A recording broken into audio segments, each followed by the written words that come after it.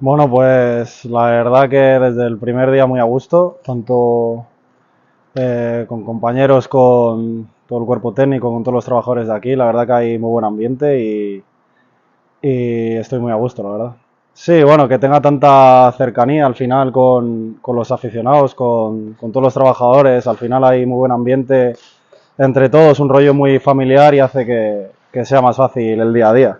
Bueno, lo que no me gusta mucho es la lluvia esta que cae de vez en cuando y tal, pero bueno, que me gusten hay muchas cosas, como todo lo que te he dicho, y luego pues la verdad que para vivir es un sitio que está fenomenal, tanto para comer, para visitar playas, para visitar cualquier cosa, y bueno, sobre todo también la gente que está aquí, que está con nosotros a muerte y se hace mucho más llevadero.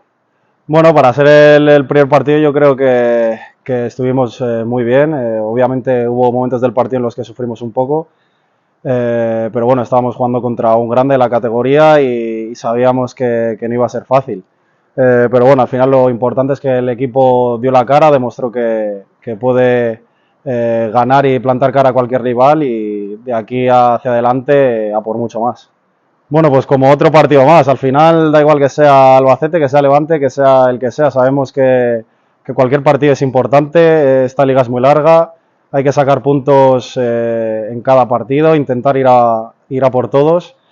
Y sabemos que obviamente Levante, que es un gran equipo, que el año pasado estuvo allí arriba para luchar, subir y sabemos que va a ser complicado, pero lo que te digo, o sea, tenemos la confianza y las ganas suficientes como para ir allí a ganar. Sí, está claro que sabemos que el rival pues va a ser muy complicado, sobre todo allí en su casa con su gente que aprieta, que el estadio se va a llenar o va a estar bastante lleno y sabemos que va a ser una situación un poco complicada, pero nosotros estamos muy preparados, estamos preparando también muy bien el partido esta semana y vamos a ir allí con mucha ilusión para traer los 3 puntos aquí.